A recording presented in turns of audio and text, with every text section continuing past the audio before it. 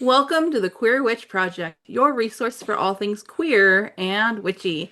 I am Damona Peacock, a fabulous, non-binary, neurospicy ordained queerdo with a fascination for all things cycles, symbolism, and patterns.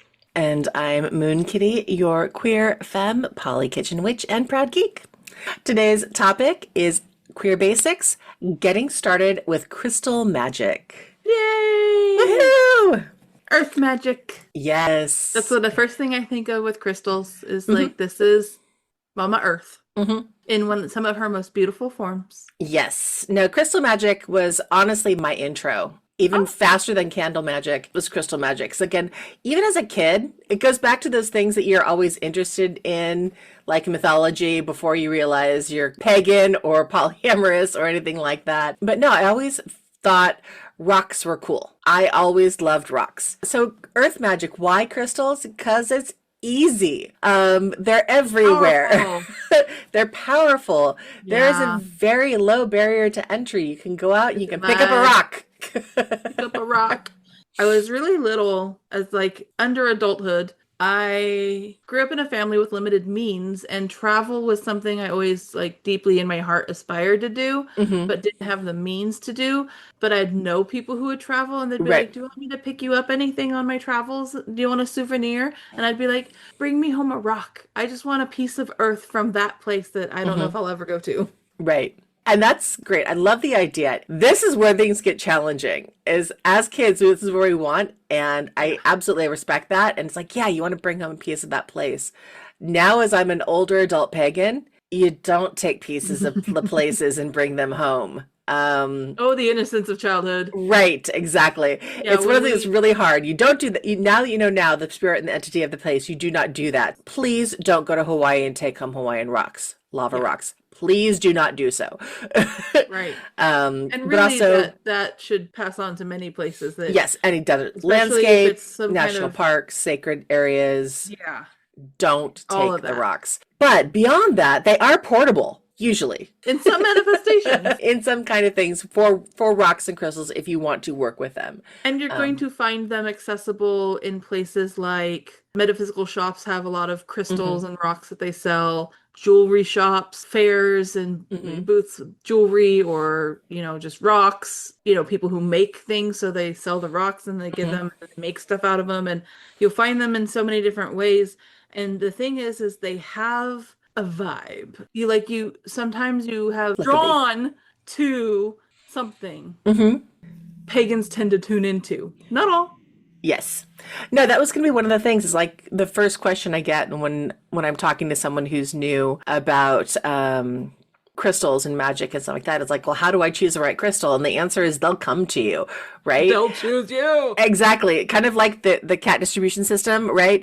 It's the crystals have a personality and they have a vibe. And sometimes you will literally go, "Oh my God, that's a cool rock."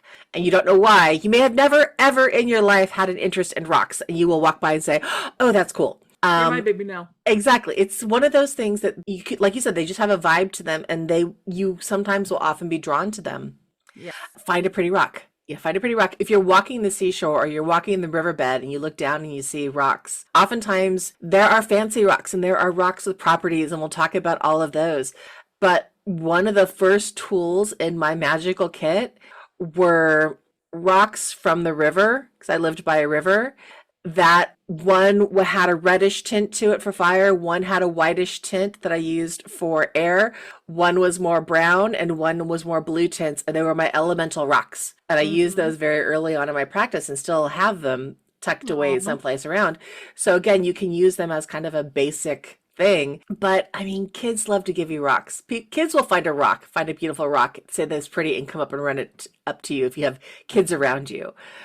I even love the painted rocks. It's not everybody's cup of tea, but I always love the idea of I made this little art and I'm leaving it to be found. hmm And, to just brighten somebody's day at random. But yeah, they find you. You find hmm them. You can be gifted to them like forgotten childhood treasures or like gifts of jewelry. Like you can Yep, suddenly go exactly. through.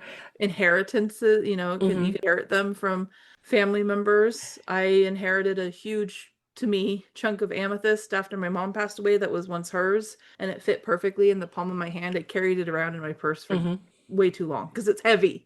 Yes. And but yeah, therefore it takes on the property of reminding you of someone or feeling like Hmm. someone's with you, Hmm. whoever gifted it to you. Like I'm a deeply sentimental person. Hmm.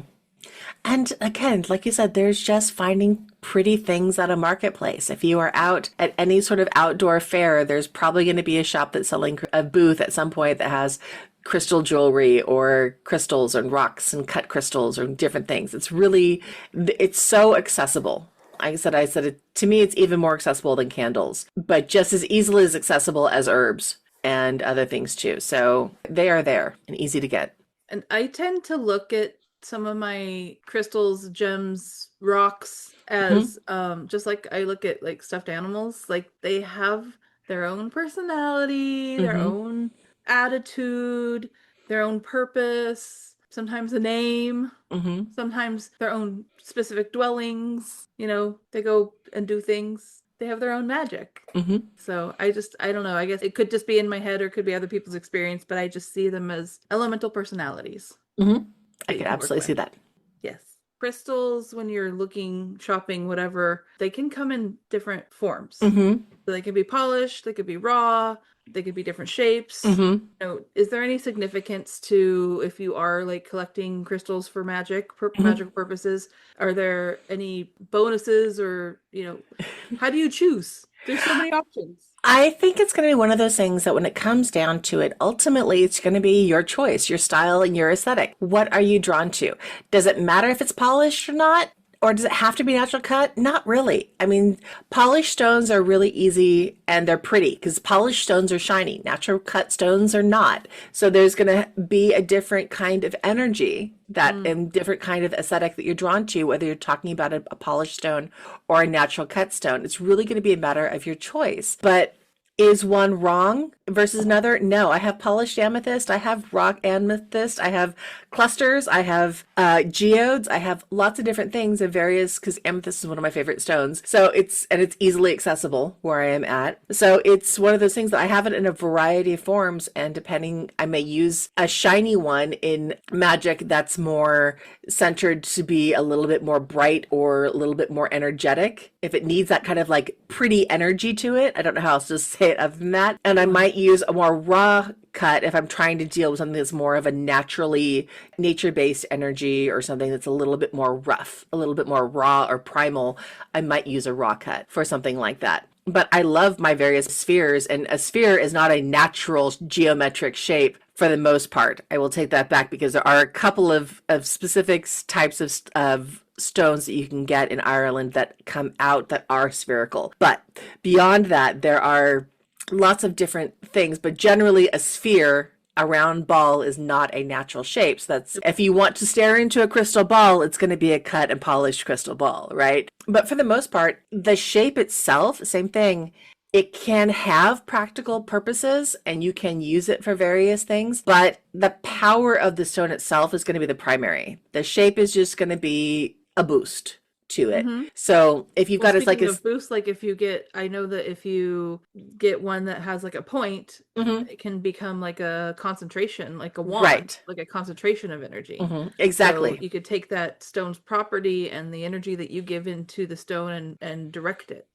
Yeah, like a pyramid or a spire or something else with the point. Exactly. It's a pointed single direction. So you can cast energy out, like if you have it on the tip of a wand, you can have it on an altar and have it draw the energy in to the stone. So it's kind of it's either a receiving receptacle or a expressive receptacle kind of thing. So it can kind of go in or it can kind of go out. And it's kind of directionally organized oriented rather, however you want to do it. So that can help. But there are also double pointed Mm-hmm. spheres.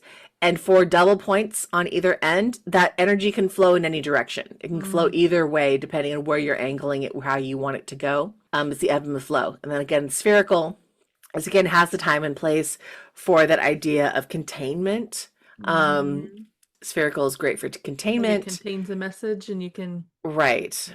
literally, there are people who glance and gaze into crystal balls Hmm. or black mirrors, Right. scrying. Scrying. It's a different kind of thing. So it can be used in a number of different shapes, a number of different ways. Um, If I'm helping someone through heartache or emotional situations or relationship issues, A prescription could be a heart-shaped Mm-hmm. stone companion Mm-hmm. to help facilitate healing, depending on what you choose, color and stone. Absolutely. Yeah. Yeah. And or another favorite my shape is the worry stone shape, which is usually Yes. oval, but it's got a kind of an indent in that you can rub your thumb across. Like one of the Um, best original fidget toys. exactly. It's again that helps again pull the energy of that stone into your body in a way if you need to stim or you need to have some sort of distraction or something on that. So there's lots of different ways. Another one that I love, and it's kind of silly, is there was again a period of time where stones had words carved into them. I Oh, think of yeah. stones and runes, but there's stones with words carved into them. I will also love that kind of thing because, again, especially you have to be careful, but when it is paired with the magic of that stone, with what that word represents, that combination of the stone and the word acting as a sigil to amplify the properties of that stone, that's incredibly important. But there, you have to be a little bit discerning because you don't want to have, say, the word abundance scrawled into a black hematite or a black onyx or something like that, where that's not what the base nature of the stone is for. So if you want an abundance of walls and protection around you, that might be great, but it might also be stifling. So you have to really kind of You know a do. little bit more about it if you're going to do that kind of Yeah. combination. But ultimately, rough cut, natural, pointed, not pointed, however you want to do it, what works best for you. Okay, so I've heard many people talking about cleansing their stones. Can you tell Mhm. me more about that? So it's one of those things that you think about. It's an earth element. Again, why does the earth need? Aren't we cleansing things from? Aren't we cleansing using salt, which is from the earth? So isn't salt really a crystal and a rock? And so why is a rock cleansing a rock? Kind of a thing. But at the same time, I tend to think of crystals more like I think of tarot decks, in the sense that crystals and rocks absorb your ambient energy.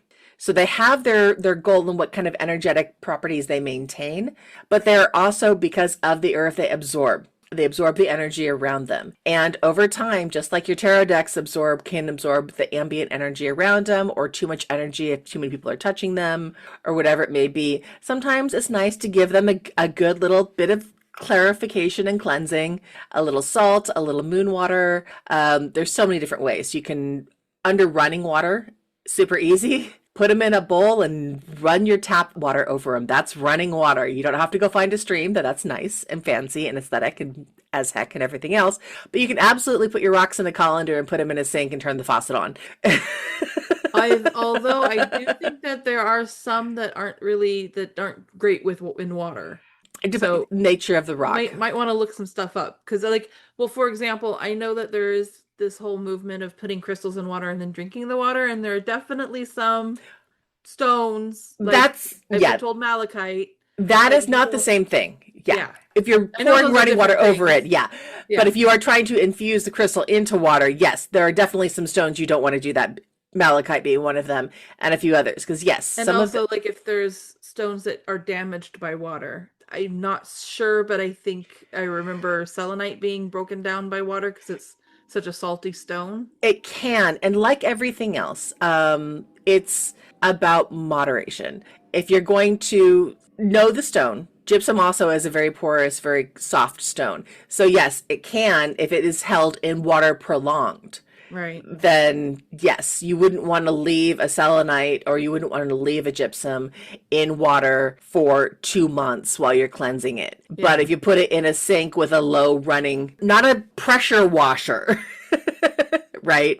But a So rinsing them off. slow rinsing for 5 minutes, 10 minutes, they're going to be fine. They're probably even going to be fine overnight in water if you want to moon water cleanse them. But with that, Or you know can the just properties of your stone.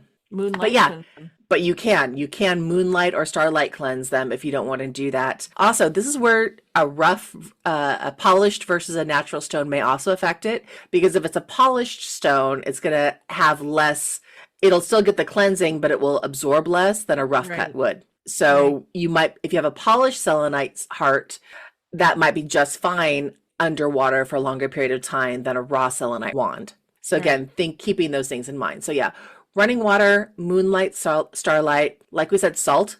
Yes, you can cleanse your rock with a rock. Hmm.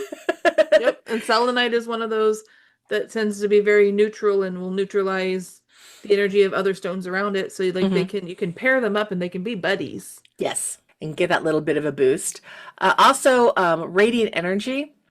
This is one of those things that used to be called white light, but I really don't like that term white light. I think it's misleading and it has a lot of connotations that are not what it should be in the sense of culturally colonialization, misogyny in a lot of different ways. So I love the idea of radiant energy, but again, that focusing and directing of holding a stone in your palm, setting on a table, holding your hands over it if you have access to Reiki or other kind of energetic pushing energy, clean energy through that stone to, again, with the idea of directing out any negative or ambient energy that's being held onto it that needs to be cleaned and refreshed. So radiant energy can also do that. So lots of different ways. Like I said, any way you can do a tarot deck, you can probably cleanse your crystal. I just wouldn't recommend putting your tarot decks underwater. Right.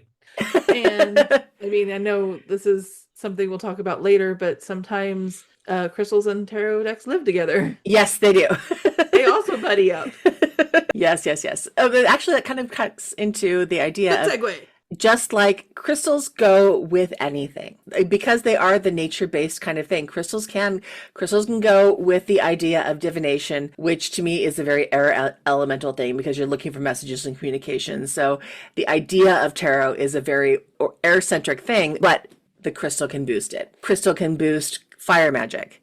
So if you're putting a crystal ring or having your candle holder be in a crystal container, Over. that can also amplify the ambient energy of something. You'll see a lot Uh, of people put crystals. There's now a big trend rather for putting crystal chips inside your candles. And as it burns down, the crystal chips and things can come out. We've talked about sure. various things, putting things in candles. Crystals are great for inside of a candle because they're not going to burn They're up. gonna burn. So they can boost the energy of the candle magic by being either inside the wax or outside externally and without potentially causing a fire hazard or otherwise damaging that magic. It's a great booster. It's a great boost. So if you think of salt as the flavoring for food, crystals can be the flavoring for any Seasoning kind of during the magic you magic. do. The other thing is, if magic can be very energetic, very ethereal, very like Hmm. you're kind of out there, almost outside your body moments, Hmm. and crystals can be very grounding because Hmm. they do connect you back to earth, back to physicality, back to your body. And so I like to pair crystals with the tarot decks because the crystals kind of cleanse the deck, but the crystals can be present in the spread or the reading as well, and they can ground the message. And I really Hmm. like having that tether, that energy symbiosis, if you will. Hmm. Absolutely. And like there are different properties of tarot, there are different properties of crystals. And we've talked about them in many different ways, the same with candle magic, especially when you're talking about color Right. here. So what's really cool about crystals is that it kind of follows that idea of the universal spectrum of light and how different colors across mean the same thing across multiple different types of physicality. So red, the idea of red generally is known as passion or fire or creativity. It's kind of become this universal concept of what is red. You think of things that are exciting and passionate, or you think of stop, which is a Anger. kind of anger or just kind of this emotional high intensity energy. It's supposed to be eye-catching, which is Hmm. why we have stop signs or other signs in red. It's a bright, loud. But yeah, high intensity. Yeah. So red stones tend to be around our high intensity stones. They're going to be have that idea that are centered around that passion, fire, creativity. Pink stones, slightly Love. softer. Yeah, exactly. It is romantic Sweetness. love, self-love, especially Mhm. even more than romantic love, sweetness, that softer idea of something that's toned, Red, but that's less pulled from loud. passion. Yeah, exactly. Exactly. Yellowstones generally, Hey, that's a again, park. yes. I No, had to make the joke. Yellowstone. oh, got it. Sorry, it That's a took me a second. park. It's a park. Yes, it is a park. But no, Yellowstone's sun energy, travel, platonic love. It's again that kind of ideas that cross candle colors, stone colors. Again, each stone is going to have their own different properties, but they're the Black general stones tend to nature. be for protection, Exactly. energy, like soaking up negative energy to protect you from energies you don't want to be soaking up personally. So they can Exactly. be like a shield. hmm Green stones are abundance, wealth, or other Many, many, nature. many, money's green for a reason. Abundance, exactly. Yeah. Blue tends to be knowledge, movement. Think of water flowing, movement kind Mm, of things, and emotions tend to right. be. There's a reason why we say we're blue when we're Aw, sad or upset. Um, Purple tends to be spiritual connection or transcendence, transformation, mm. going Yep. from one to the next. And yeah, brown, lots of browns too. Tend to think of Hmm. brown as earth, but that's your nature-based gifts. That's the amplification of nature comes out in brown stones. And then there's the clear or white, Hmm which is also tends to be a very cleansing and or neutralizing hmm energy of a stone. So you can get the, kind of yin and yang balance of a black and a white stone to hmm work again in symbiosis and kind of cover a lot of bases that way. And I like you talked about your little rocks, elemental rocks. hmm It's really easy to grab stones that a red, a yellow, a green, a hmm blue for each element, a black, a white for, as above, so below, and throw them out as, an altar hmm or on an altar as Exactly. contributing to the altar. Exactly. And like I said, that's because they're the idea of a carrier. They hold the elements while being of an element, they have and the ability to amplify all of the other elements as well. And again, clear is great because clear is like the white candle. It can be used for anything. Right. If you don't have access for anything else, find a clear quartz. That thing will do anything you want it to. So, what are some of the best, since you mentioned quartz, what are hmm some of the best kind of like starter crystals that you would recommend to people who are like, I've always been drawn to crystal magic, I want to get started? What's like your go-to immediate buy? Like, this is the first stone I always recommend. And by first stone, I mean, give me a list. Give me several. Because quartz, of course, is Quartz. probably on that list. Quartz is number one. There is Yeah. hands down quartz is number one. It is by far the easiest accessible, especially if you're in Northern California, or Northern America, Northern Hemisphere. I'm not as familiar with Southern Hemisphere stones, other than finding some really cool ones that have come into my collection over the years. But quartz is pretty universal throughout the world. So finding quartz is probably the number one. Again, it's easy to plane, it amplifies and it connects everything. It is the universal. I know Selenite. there are certain places that you can just go and pick up quartz off the ground. Yes, if you've got It can be limestone very common, areas, you can find quartz especially very so. places that have been mined, Mm-hmm. because a lot of times the gold and the quartz were found together and they Mm-hmm. had to separate them and they didn't care about the quartz. Right.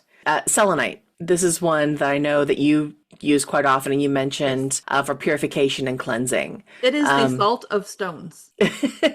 That's how I always see selenite. I mean, I wouldn't recommend it. Like, don't do it because I say this, but you could lick it. It'd probably be salty. I See, don't recommend licking stones. That's probably yeah, not a good please, idea. please don't lick your stones for the same hematite reason that we talked And if about you did, earlier. don't tell them I told you to. Um, but along with selenite, rose quartz. So Yes. if quartz, of clear or white quartz is the general universal, rose quartz is anything that relates to love. Right. Having, again, anything self-love, romantic love, you can use a platonic love, even though I said that was yellow earlier. Again, it still falls into the idea of love. Rose quartz Anything would definitely handle that vibe. exactly. Rose quartz, just boom, having that handle for love magic, because as every practicing witch knows, the first time you tell anyone that you are a witch or you do magic, they're going to ask you about love magic because it's this universal thing that we all go through. So have a rose quartz on hand. Amethyst. And again, You I've mentioned been, my mom's amethyst. yeah. And again, your mom wasn't particularly spiritual from what I understand You and know, everything else. she wasn't, but she was very superstitious. So they're not the same, but sometimes I feel like they hmm kind of are bastard cousins of each other or something. Exactly. And And she was very drawn to crystals. I don't know that she had the same relationship with them or defined that relationship the same way I do, but it's funny that it manifests weird ways. right, and the thing with crystals again, they manifest the properties of them cross spiritual or religious boundaries because you can find these stones in carved as the base of statues, carved as rosaries, carved as relics in every culture Right. that has some sort of Precious gems tangible and things. You can find them made in various gems and things like that. So jewelry, again, these cross statues. across all of that. But yeah, amethyst, near and dear to my heart. There's Yay. been, if selenite is to you, amethyst is to me. It is the Mm. one of the first stones that I was drawn to, mostly because Those it's purple. purples in the in the realm of psychic. Yeah, psychic connection, transformation. Mhm. Especially when I was learning to step into who I am. First as a baby witch, hiding in the closet, coming back out of the closet, and even before I even came out of the closet, I took as a name Amethyst. And it was really one of those things that, again, it's because of that idea of transformation and nature. And before I understood it was about transformation, it was still being drawn to. So it becomes this thing. You So I have a lot of amethyst. you keep saying amethyst, and my brain keeps going to Steven Universe and the crystal gems. And that And is a completely different interpretation of wonder how much amethyst. Rebecca Sugar knew about the magical properties of crystals when she created these characters. Hmm. And so I love Amethyst, that character in that cartoon series. So, She's a little wild for me. She's a little well, more than I think I can be with Amethyst, but I do love her. I do. I love her. I love Steven Universe. It's great. Yes, Um, Peridot was also one of my. I mean, like we could go down a whole rabbit yes. hole, but like I just love seeing it in pop culture. Yes. Yeah. Here's one that is I would recommend, but it's not one that I know you're familiar with. At first is moss agate. Mm-hmm. And because a lot of what moss agate is, it's a white stone that has like green creeping through it. So it has that idea of moss in that white stone. So it's very natural and elemental, but also it helps relieve anxiety. Mm. It is a stone that really does help with the grounding of nature and grounding of mental stress and strain, especially.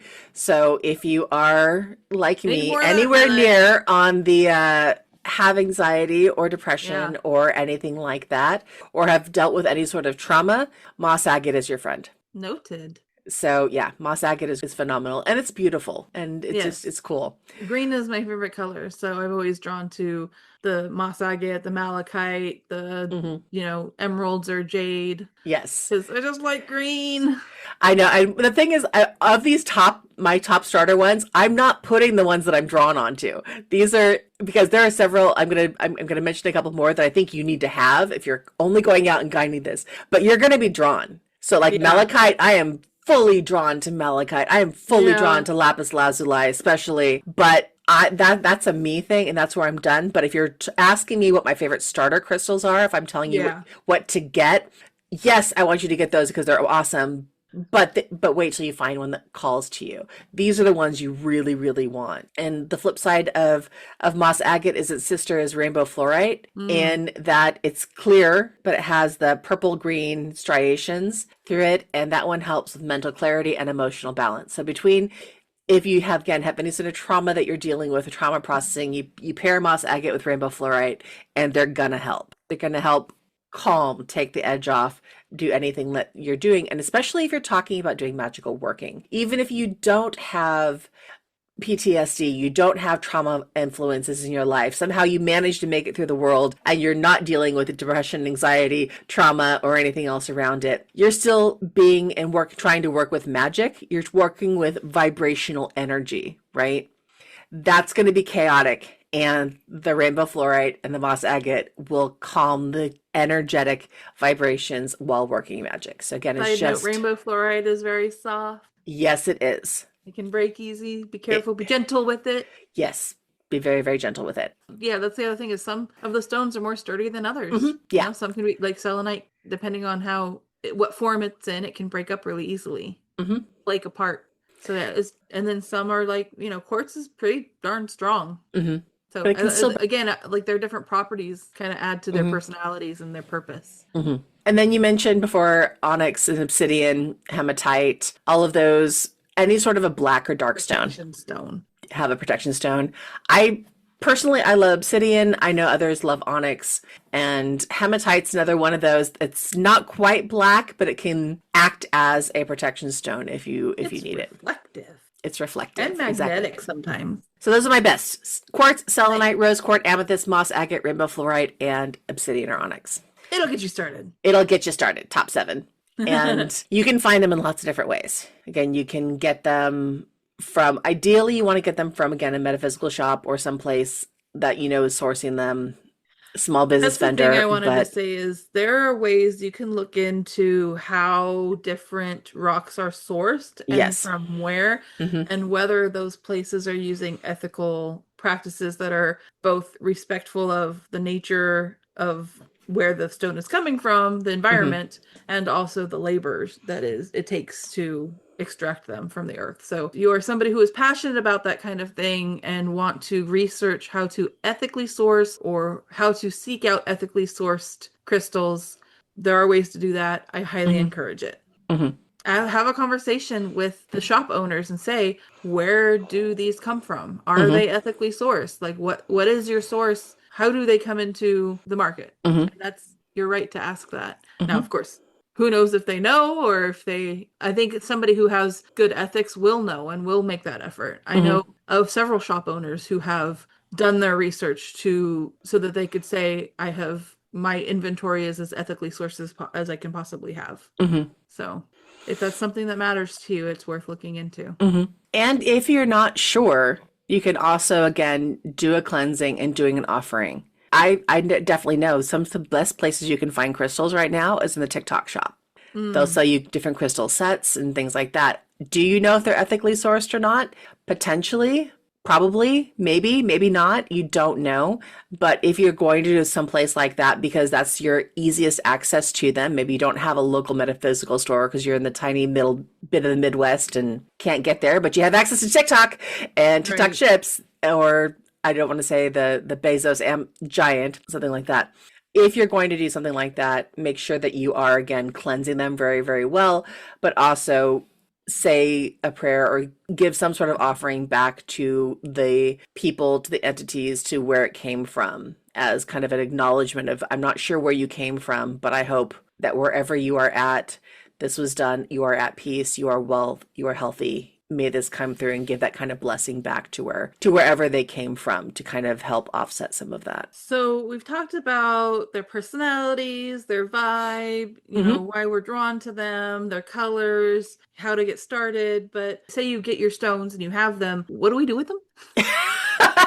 What are what are different ways they can be used? I know we've already kind of touched upon some. Like, I know for me, I have a set of stones that I love, Hmm. and they sit in a particular box with a deck, and they will get thrown into readings when I create spreads for people. Hmm. I'll put the stones in there, kind of decorates it up. It, like I said, adds a grounding agent to the message. It helps ground me into the work that I'm doing. Again, partnering them up with decks is one of the ways I tend to use them on a regular Hmm. basis. What are other things that we can do with them? So many different things, loose and on their own. So you can put them on your altar. But honestly, one of the things that I learned is I will do a cleansing. I will put a rock quartz crystal in every corner of my rooms. Mm, Tuck them in every corner. It just helps amplify the energy, especially in my workspace. I'll put them around the house corners or bury them on property corners of my house to act as wards. windowsills, Windowsills, absolutely. Every windowsill has a quartz crystal in or could it. have an onyx or Hmm. a Yeah, whatever you want to do there, put it in your purse and wallet. It's really, really great if you're trying to do abundance magic with abundance stones, so green stones, keeping that in your wallet or in your purse you where say you are trying wallet, to but attract sometimes money in. right. You say wallet, but sometimes I call my bra my wallet, Hey, you and can I tuck have them in been there known too. to put stones in there from time to time. Especially if I'm going to a ritual, a festival, a convention, Hmm. somewhere where there's going to be a multitude of magical practitioners whose energy is amped up from the Hmm. event, the connection, the purpose of the gathering. I will have my own little personal energy bubble protectors Hmm. in my chakra energy body of, right in my heart space. Hmm. Not only can you tuck them, but you can also wear them. Crystals are in jewelry Right. all the time. Wrap them. Like I love the artistry of wire wrapped crystals, Hmm. but also just like, gemstones and crystals get turned into jewelry very often, and Hmm. then they really do become like your buddy, your companion. Hmm. They also can have sentimental value depending on if they were a gift from a loved one or, gifted with the intention of Hmm. healing or memory or inheritance. So Hmm. wearing your beautiful stone buddies, rock buddies Yes. is a big one. I have always also kept them in my car. So I Yeah. have an obsidian for protection, and I have a tiger's eye also for clear sight and for protection in its own kind of way. So I have a tiger eye and an obsidian in my car at all That's good. times. Let them absorb the road rage and not your car. Absolutely. Now, once Yeah, upon a time, I used to have, they were in crystal points. I'd hung them from my rearview mirror, which is very definitely a thing for a period of time. I have since taken them down, mostly because my partner says they distract them when they're driving my car, which I get. I just learned to tune it out. But no, but now they sit in my glove compartment. But even still, having them in my car, same thing. It acts as the protective element and the combating road rage. the funny thing is I have a necklace that is like a red dragon eye that Hmm. is technically I purchased it for my Aries child, but that kid does not wear necklaces. Hmm. He won't keep them on. Hmm. So I was like, fine, I'll just put it in my rearview mirror, and it's a fire dragon, and it's protecting our little chariot here. Yep. And every time I look at it, I think of my Aries child, and I think of you and dragon, your connection with dragon. But I also have a charm that is a Bridget's cross, Hmm. and there's some kind of a rowan berry, I want to say. My best friend made for me. Hmm. So I also have that strung on there because then I've got the protection of Bridget and kind of that mom Hmm. vibe, mom car vibe. And then I think I also have a little flower clip to it because it was my youngest child's hair accessory. And Hmm. so it's like to me it's this is why I drive safely. Hmm. And I have these protections and that these people, that I care about, that everybody has those kind Hmm. of people in their lives, and that's why we drive safely and we let the road Yes. rage go. Hmm. We don't Absolutely. act out on that. No. And again, it also is asking them to protect us from that same kind of Right. thing. And Exactly. Other people having the rage against the mhm, machines. yes. Because I think that's the thing about driving, and I love the idea of having the crystals in your car for this, but driving dehumanizes us. I don't know if you've noticed, Oh but God, like, yes. Yeah. yeah, instead of seeing people behind the wheel as humans, we just see the machines, and then we're like, ah, human. Yeah. Yeah. So, Because people are stupid, and right. drivers especially. And I also think of like, I mean, this is totally a tangent, but like, I always think of like the freeways and the roads as like vessels and veins on the Hmm. earth because there's so much human energy being flow. It's like it's a Mm-hmm. river of humans. Right. So there's this flow of energy to it because the machines itself has energy, the humans are, energy, and so there's a lot of energy out there on the roads, and the stones are great companions to help you Yes. mitigate a lot of that. Absolutely. Also, crafts. Any sort of crafting thing that you do, oftentimes I will tuck stones into crafts. If I'm making decorative type of crafts, Mm. stones go into that I quite have often. put stones in stuffed animals that I create with crochet Mm-hmm. or Build-A-Bear style. amigurumi. So you put the stuffing in, and in the center of the stuffing, you can put a stone or several, Mm-hmm. and those stones have purpose and they give so their personality becomes the personality of the stuffed animal, and those become gifts for people for certain reasons, like Mm-hmm. I made you this, it's got love in this, a love stone in it for you, or it's got a protection stone in it for Mm-hmm. you, or it's got a cleansing stone in it for you, whatever the purpose is. I have found that that's a really fun way to use it in my crafts. Absolutely. I love it. I love it. There's also something that I know is very popular, but for all of my crystal magic, I've never actually really done, and those are crystal grids. There Yeah, I've are a seen them. whole, they're very beautiful. Yeah. Usually require a lot of stones, but there's set patterns that you can set and place crystals in to amplify the energy of one off the other to get the most power and stuff out of it. So that is also another way to use them, is to use it in a grid format that is Yeah. purposely designed to amplify the magic of what you're trying to accomplish. Yeah. Those are very cool. I've seen them set up in metaphysical shops. I've seen Hmm. people who have them on their altar at home. I've never done it, but it's very cool. Hmm. I mean, I've seen it. Hmm. I felt it. Yes. And those are just probably, again, we're probably scratching the surface, right? There's probably many ways that we haven't thought of that other people like to use. Yes, and there are so many stones. There are so many stones out Yeah. there that are native to different parts of the world that have different properties. I highly, highly encourage you to find out what's native to your area, see what properties they have, seek out the ones that are drawn to you. And if you are drawn to a rock that you're not sure of, at a place where you can ask what it is, look up the properties of it, see what it is you might be needing to bring into your life, or look where your you're at. It's to me again, it's like herbs. There's so many of them out there. You can never catch them all. These are not Pokemon. You're gonna have a bunch of different things and a bunch of different ways to get them, but all they can do is just amplify and help, and you will find your own purposes for them. But they're just such a great tool to have. I wanted to make sure that we talked about them. And I'm sure much like I have done with insects and animals and plants, you can probably do a Google image search if you don't know what kind of rock you've got in your hand. And you're Exactly. trying to make, a deeper come in deeper relationship with it. So what is it that we've called this stone? What magical properties has it said to have had? And there are so many books on crystals and crystal magic and the properties of crystals that I And have probably websites yep. and I have a probably passionate people on TikTok talking about it or selling them. I have at least two tarot decks, or rather, I have two oracle decks that also That's focus on right. stones as well. So there's so many different ways that you can get information. So even if you can't get to an actual stone, you might be able to find an oracle deck about stones and use that to give you the energetic boost that you need for those various stones if you can't physically get your hands on them. If you have a deep relationship with a particular kind of stone and you're seeking out like runes or something, you can try to probably find runes that are carved into that Mm-hmm. polished stone. I Mm-hmm. know that there are people out there that make things like that. Yep. So just another wonderful way of being able to use them. And Mm-hmm. yeah. Again, this is probably a broad topic that we're just, probably not able to cover all of it. But Scratching the surface. curious, interested, and those who are passionate, I hope maybe we introduced some new ideas, and maybe you've got some new ideas to share with us. And there's comment section, a lot of these places. Tell us your favorite stone. Yeah, tell us what your favorite stone is and how you work with it. I'd love to hear from them. Do you feel like we've covered I think that's topic? pretty good. I think we've got a pretty good overview of it. Yeah. Well, with that, then I just want to say thank you for listening to the Queer Witch Project. And if you like what you heard, make sure you give us some of those stars or thumbs up, subscriptions, ratings, comments. We just love hearing from you. Absolutely. And if there's a topic you'd like to know more about or an episode topic you'd like to suggest, contact us at thequeerwitchproject@gmail.com or find us on YouTube, TikTok, and Instagram with the handle @queerwitchproject. We upload every other week.